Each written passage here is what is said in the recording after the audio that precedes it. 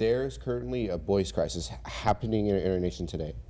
Young men and boys are struggling with school, law, violence, and suicide. Many factors play a part in this, but none the least is fatherlessness. The lack of encouragement boys are having today to succeed in society is what we really need. The news is not reporting this, but the problem is extremely imminent, especially for a society that needs strong young men and boys. In response to this crisis, 34 nationally known scholars and advocates have created a detailed proposal for the White House Boys and Men Council. And in response to this, we've created Young Voices TV so that way young men may be able to have a discussion on what boys and men need in today's world. This is that show, and this is that conversation. This is Young Voices TV.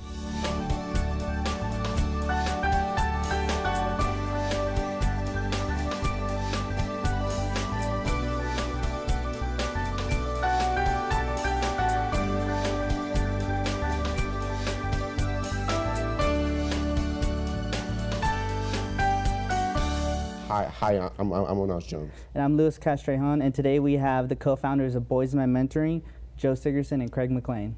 Hi guys, how you doing today? Doing great. Good, fellas. Doing great. All right, so how about we start with you guys telling us about yourselves and what Boys Men is. We know what Boys Men is, we were a part of it, but for those who don't know, why don't you tell them what it is? Well, I'm Craig McLean. I'm co-founder of Boys to Men, and Boys to Men is a group that mentors predominantly fatherless boys. It's a group mentoring program, and we don't tell kids what to do. We don't tell boys what to do. We just tell them about our experience. We don't preach. We let boys make their own mistakes, but we come together as a community of boys and men. That's of men that are making mistakes, of boys that are making mistakes, and talk about what's really going on in our lives, instead of trying to pretend like everything's fine, which it's not. We all know that. It's not fine. I mean, I got problems, you got problems, he's got problems, everybody does, but if we don't talk about them, we continue to create even more problems. So that's what we do, is we come together and as a community and talk about issues and support each other. I mean, we've been supporting you guys. I've known you guys for many, many years. I know what your issues are, and you know what mine are. Yeah. So we can come together and be real with each other. So when did this vision start? Well, it started in 1996. There were a bunch of kids in our neighborhood that were struggling and making mistakes, and they liked hanging out with me. I coached my son's Little League when he was in the 3rd grade, and I had a bunch of 8-year-olds over at my house after practice, and then they were there every day for the next 10 years because none of them had dads, and I was their coach, so they kind of glammed onto that. And when those guys started getting in trouble, when they went from 8-year-olds to 13 and 14-year-olds, I talked with Craig about what was going on, and I said, we need to create a safe place for these guys to talk about what's happening. And so that's kind of how it started, just as a neighborhood program with a bunch of my son's friends. And yeah. And one of the things that we discovered when we first started it was how many kids today are growing up without dads. Yeah. I mean, when Joe and I were growing up, everybody had a dad. There was no divorce. In the 50s and 60s, there was no divorce. Everybody had a dad, and then today we brought these kids in, and 2/3 of them didn't have dads. And they told us how much it hurt, and they told us how much damage it did, and we could see that in their eyes too, how painful it was to grow up without a dad. And then I started doing research and found out that 33% of teenage boys are growing up without fathers. And that's when I went, wow. And then the next line I read was they're 20 times more likely to go to prison because they don't have a dad, 10 times more likely to do drugs, 9 times more likely to drop out of school. And so, boom, we're off. We're ready to go, and we've been doing it for 20 years. Yeah. Yeah, and it started off as a weekend experience, and it's evolved into an in-school mentoring program, group mentoring program. We started off as a one-on-one weekend experience, and then and that model just didn't work. So demographically, we've got the boys from the same school, and we've got men from the community showing up in those schools, and there's a consistency because we show up every week. We sit in circles. The men share their truth about what's going on in their lives. The boys hear the men, they feel safe. They start sharing their truths about what's going on in their lives. And the men are there to say, what do you want? How can we support you? And we offer that support, and then the following week they got the accountability of the group to see if they did what they said they wanted to do, to be the men they said they want to be. And week by week the boys make new choices, and week by week they get more support and more accountability in their lives. And kids that were really struggling, and you guys know this, that were really struggling in the beginning of the year, by the end of the year, they're in a whole new universe, you know? Their grades have gone up, their attendance has gone up, and most important, you know, their discipline problems have virtually disappeared. These guys stop getting, you know, suspended and expelled from school, you know? They start engaging, you know, and the simple fact is that, you know, we're there to help them feel better about themselves, and when they feel better, they do better. I mean, it's a very, very simple concept, and we've figured out a formula that's made it possible, and we know that this formula is sustainable and effective, and you know, we've got the data, we know it works, and you guys have been a big part of making it work, because you guys have kind of been the guinea pigs to help us along. So my question is, you guys are, you know, you said you were in school, correct? How many schools? Currently, 29 right now, yeah. this year. 29 schools? And we got more scheduled for next year. Yeah. So another question of mine, because you know, when you look on the website, it talks about, you know, becoming a mentor and everything. How do you guys find your mentors? How do you guys get them involved? Where do you That's a good question, because it also leads me to one of the most important things about our program is that it's not one-on-one mentoring. It's not one guy and one boy. It's a group of men. So we don't ask a guy to go pick up a strange kid, take him to a ball game, get to know him. It's like, come to the group, sit in the circle with the kids, and they start naturally bonding. And so it's a lot safer for the boys. We're able to really monitor what goes on with the groups, and if there's any strange men there, we take a look at them real close, and it's a lot better because they've got a group of men instead of just one. Yeah, and if I recall, I recall reading your mentors are FBI background checked, right? Yes. Just so you know, because the schools know, and hopefully, you know, kids are watching too. So the men are FBI background Yes. checked. And we've been doing this for 20 years, and we've never had one incident. Yeah. Yeah. You know, it's safer for the boys, but it's also safer for the men. You know, they can kind of warm up to their role. They can just get a toe in the water, just be observers initially, And see then the other men interact, yeah, right. and just engage, and then Yeah. get to know you guys and feel that comfort, and then take some risks and share some of their stories. And you know, it's a relationship. It's not something that is kind of like manufactured. It's an organic evolution of a relationship in these groups, and that's why the trust level is so important and so sacred in the circles. So how do you guys find your mentees? Well, they come to us, we go into the schools and we work with the school administrators, and we like to say, give us your toughest kids. Yeah. And that's what we want. We want the kids that are failing. We want the kids that also want it too. Yeah. And most of those that really want it don't have a father, don't have someone to look up to, don't have anybody to say, I'm proud of you, son. So are a majority of your kids fatherless children, or are they a lot of different things? Well, you know, 73% are growing up without dads in their lives, and that could mean they're in prison, they're not there, they've never met their dad, or you know, they're living across town.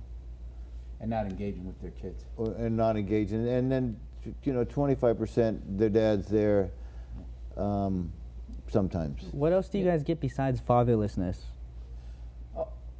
Well, I mean, geez, That's a that great just leads question. to everything Yeah, else, yeah. right? That's a You know, great because we're question. dealing with gangs and we're dealing with dope and we're dealing with abuse and abandonment and betrayal and all the stuff that happens in adolescence in school. anyway. Yeah. Failing in school.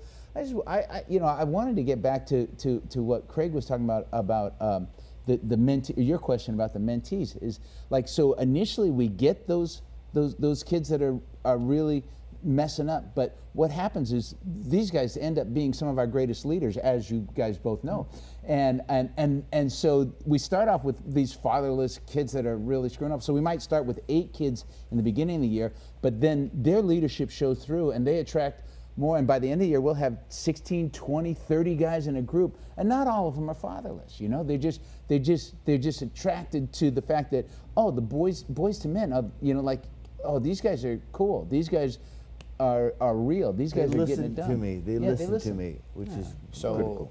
So with your small community of boys, how do you feel like that small community affects the bigger community that they're around? Oh, that's great. That's a great question, Onaj. Yeah, it's a total ripple effect, you know, because when these guys, you know, start turning themselves around, and this is the big attraction that brings in more young men into the group, but they're not only affecting their peers, but, you know, they go home and they're affecting their relationship with their mom, who's usually, you know, the target of all their unresolved anger and grief. The moms get targeted, and they're talking about that stuff. And so the mom, they have an effect on their mom, and then if they've got siblings in the house, you know, they're affecting them, and they're just, you know, bringing this new awareness and energy and compassion and empathy that they're learning in these circles and applying it to the rest of their family and their friends, and, you know, who knows where that ripple effect goes, you know? Yeah. If I have another question, so in the beginning you heard me mention the Men and Boys Council, correct? Yes. It's very closely related to the Women and Girls Council. Do you guys see a benefit in a Men to Boys Council within the White House? Well, yeah. I mean, this is a national crisis that's going on with our young men, and I know there's some voices out there. You guys are out there talking about it, and I know that there are some advocates. But, you know, I think that the country is really longing for a solution, longing for an answer of what do we do with these guys? What is going on here? You know, and you know, so we got to bring some awareness to what the issues are, where they stem from, and you know what an answer is. You know, we don't have the answer, but we have an answer that has proven to be highly effective in transforming young men's lives, and it's a very symbiotic answer because, of course, the mentors, you know, it's such a great feeling to be in this place and to have some sort of effect, you know, on a young man's life. So there's a symbiosis that we know works. And you asked the question, is it needed? Heck, yes, it's needed. Yeah. 5% of the male population is in prison or on parole right now. That's incredible amount of money that we spend on that, but the damage to families and to children is incredible. And we need to throw as much resources as we can, and if we're not starting at the very top, you know, we're fooling ourselves. Yeah. If I could ask you guys more about the program and stuff. So you guys are in school, so I assume that you guys have a curriculum put together within to present to the schools, correct? Yes. What exactly is in that curriculum when you present to the schools? Well, we have, we start off by slowly by talking about ourselves, why we come, the men.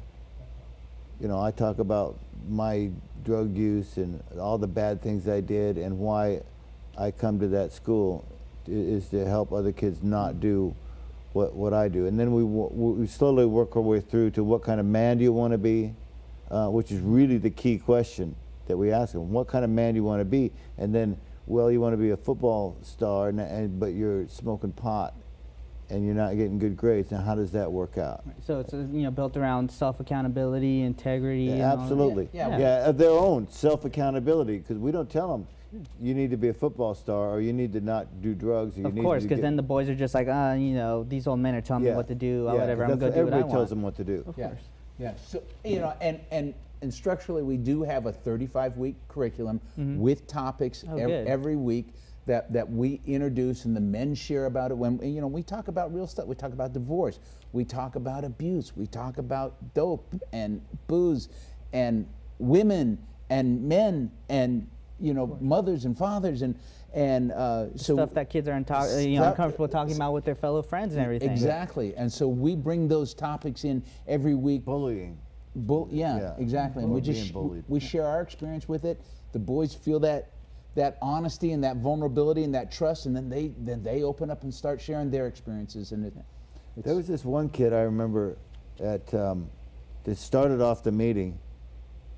He came in the first meeting and didn't say much, but the second meeting, he was kind of the leader of the group, and he stood up and started talking about what was really going on in his house, and he was crying, and his friends came up to him afterwards and go, "I didn't even know that was going on." And so this kid became the leader of the group right then by telling the truth, and it's a pretty cool thing to watch. So since you guys work in schools, how do you feel like going to this kind of outlet encourages them to do better in school? Well, it's being, what kind of man do you want to be? Do you want to be a successful man? You want to drive a Cadillac, or do you want to take the bus? Do you want a nice house, or do you want to be homeless? And so we ask them these questions and we'll let them make their own decisions. And one of those, if they want to be successful, then they need to do good in school. Most of them will figure that one out. And they go, okay, I need to do better at school. What do you need to do? Well, I need to not talk back to my teacher. I need to come more. They answer their own questions, and that's why the program is so successful. What do you need for yourself, young man? So you guys are helping children, well, not children, but boys, young men in the society build communication skills. Yeah, absolutely. Yeah. Big part of it. And we also we talk about the game, how to play the game. What's your part? How are you co-creating this, and what can you do to make this better? And then let them come up with their answer, and then again support them in trying that, and hold them accountable for doing it. And that's a big deal, accountability and taking responsibility for your actions. And that's one thing we teach is how to play the game, how to know what you're going to do. Like an example I use is I don't always stop at red lights, believe it or not. I do stop, but if there's nobody there and it's late at night, I'll run the red light. Well, shocking, I'm breaking the law, but yeah, I know what I'm doing, and I'm very careful. And I also know that if I get caught, it's going to cost me $300, and it's going to be all my fault. Yeah. And I'll have to pay that. So instead of doing stuff, not even knowing what it is, we're aware. We teach them how to play the game, and how to be responsible and know what's going to happen to them if they don't. So do you guys do anything else with the boys besides just doing this group work within schools? Oh yeah, of course. Yeah. This all leads up to our adventure weekend. And so week by week we're talking about topics in their lives, the challenges in their lives, the triumphs, the tragedies, and the challenges, and they identify the issues that are in the way of them being the men that they really want to be.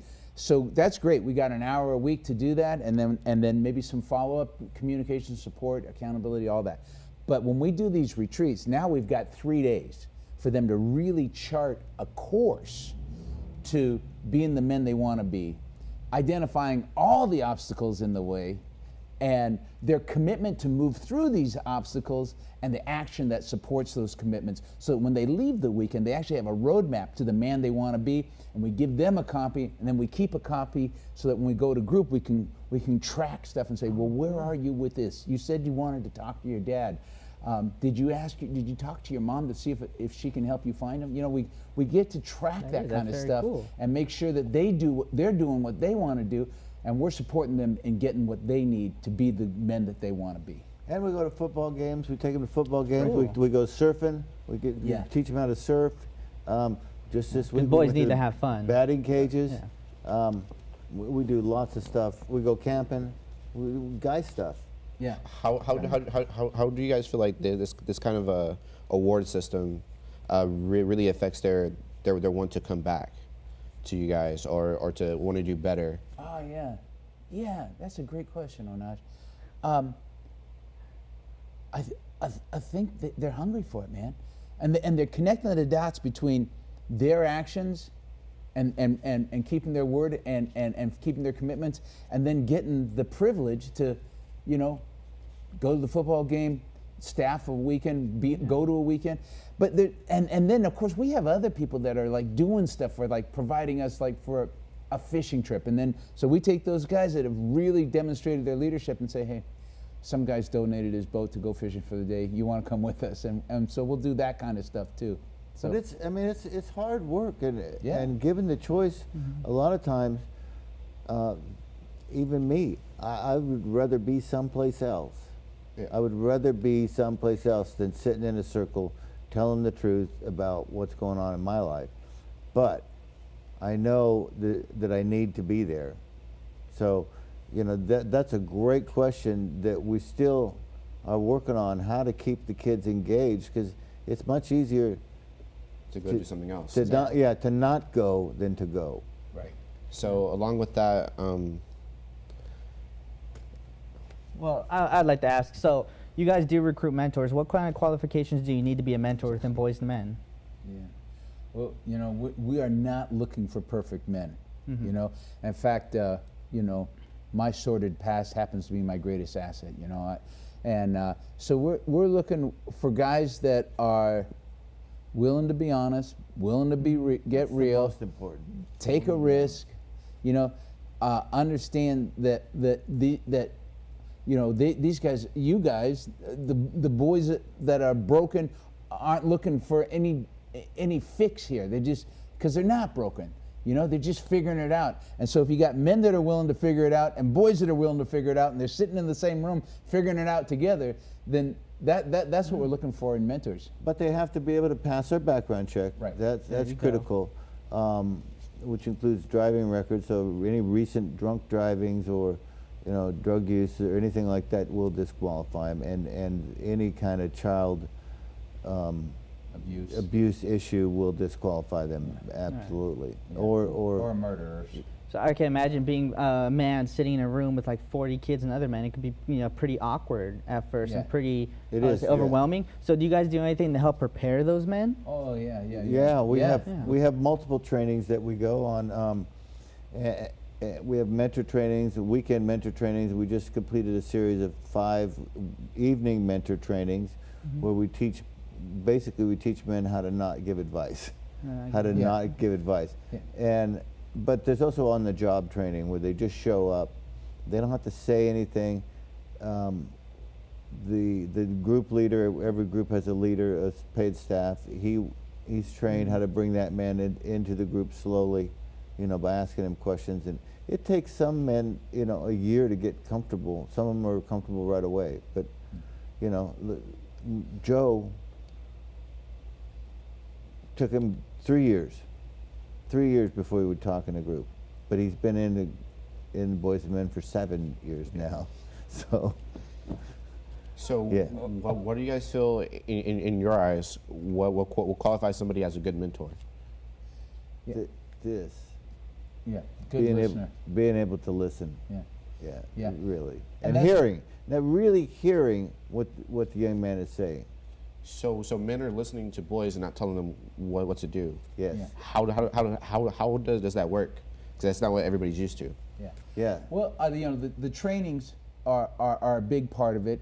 You know, we teach men listening skills. We teach them how to disconnect from their own value systems and just to be present and meet the boys where they are on their journey. And in fact, you know, we do the weekend Reclaiming Your Teenage Fire, which is completely designed to get men back in touch with who they were at 14, 15. What were their tragedies? What were their triumphs? What belief systems did they hold about themselves because of events? Because we want these men to remember what it felt Right. like to be 16. Yeah. And we do that. We do that. In fact, and our precepts since Craig and I started this have been listen, accept, and encourage. And we just drive that home. Your job as a mentor is to listen, to accept, and to encourage. But we don't tell them what to do. We just tell them what we did. That sounds really cool. What you guys teach men, and it sounds like a great program. Great program. That's a solution to what's going on with the boys and men of this world. I think the White House Council should get involved in. Now, my question is for those who are listening and watching: how would they get in contact with you guys? If they want to be a mentor, they want to find out how to support this program or support these boys. Where would they go? Who would they call? Basically, the best way is to go to the website, www.boystomen.org. BOYSTOMEN.org. All right. Yeah. And check out some of the videos. You can make a donation there. You can sign up as a mentor. There's online forms for everything. There's a phone number there. You can give us a call. There's a schedule of all the schools we're in and the school meetings, so that men that because we're from Chula Vista up to Vista and from Point Loma out to Lakeside. So these 29 schools all over the county, and we run 39 groups in those 29 schools. So many schools have more than one program. But yeah, the website's the best way to go. Packed full of information, everything we talked about today, the problem, the need, the solution, how you can get involved, how you can donate, and there's some great videos too. Yeah, yeah, and they're testimonials from the boys, from the school administrators, from the moms, from the mentors, what they're getting out of it. So yeah, it's a compelling, charismatic program. It is. It really is. It sounds like a great opportunity to be a part of. Remember, guys, if you'd like to go and contact Boys to Men Mentoring, go to www.boystomen.org. And thank you guys for being on the show. Really, it's amazing. Craig McLean and Joe Sigurdson. Thank you, Louis. Thanks, Thank Louis. you. Yeah, and Thanks, Onaj. This is Young Voices TV, and thank you for your time.